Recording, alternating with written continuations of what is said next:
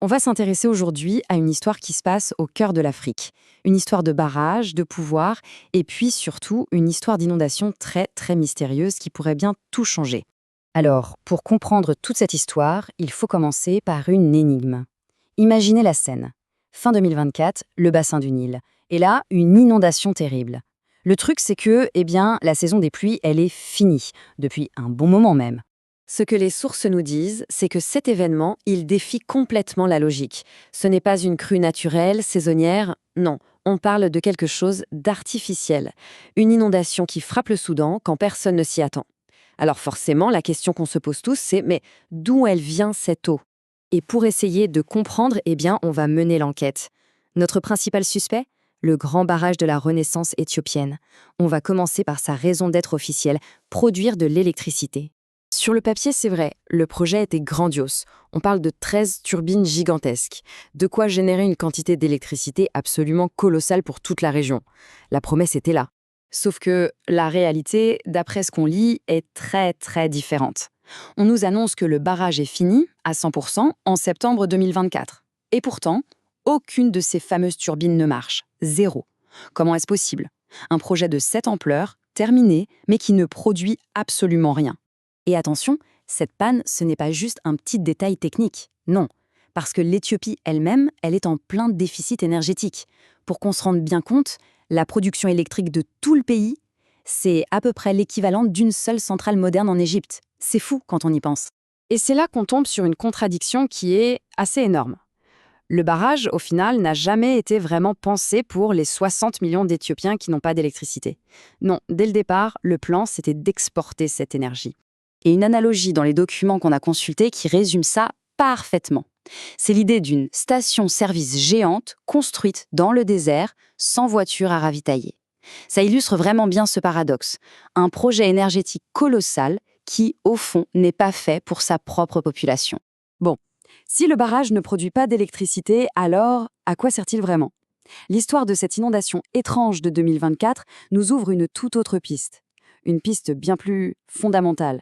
On ne parle plus d'électricité, on parle du contrôle de l'eau. Il y a cette phrase qui revient dans les sources et elle est terrible de simplicité. Il a fermé le robinet.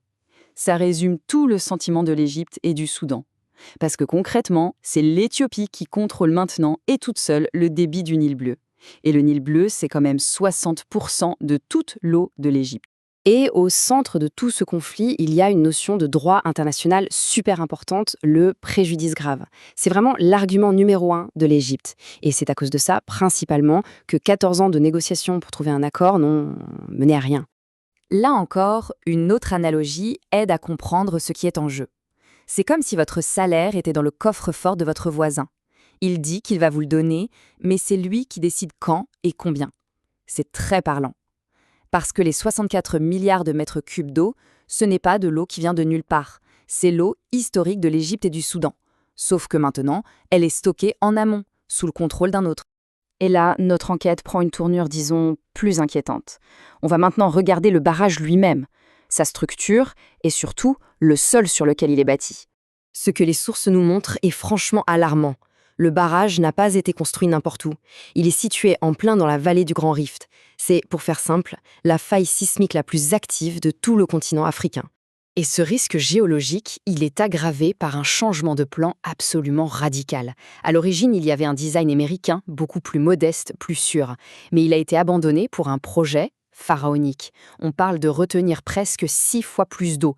Et ce changement, d'après les sources, n'aurait pas été suffisamment expertisé. Certains experts cités dans les documents n'y vont pas par 4 chemins. Pour eux, le barrage est une bombe hydrique, plus destructrice qu'une bombe nucléaire. Les mots sont forts, très forts. Pour qu'on se représente bien l'échelle du danger, on a tous en tête la catastrophe de Derna en Libye. Les barrages qui ont lâché là-bas, c'était une goutte d'eau à côté. Une toute petite fraction de ce que retient le Gerd. Le volume d'eau est presque 3000 fois plus important. C'est tout simplement inimaginable. Alors, récapitulons. On a des turbines qui ne marchent pas. On a un contrôle total sur l'eau des voisins. Et on a un risque physique colossal. Avec tout ça sur la table, les sources qu'on a analysées nous amènent à une conclusion sur le vrai but de ce barrage. Et cette conclusion, c'est que l'objectif principal du barrage n'a jamais vraiment été économique. Il a toujours été politique. Un projet pour unir un pays fracturé, avec ses 80 groupes ethniques autour d'un grand rêve national. Un moyen aussi de consolider un pouvoir, de laisser une trace dans l'histoire. Tout ça nous laisse avec une dernière question, une question assez vertigineuse.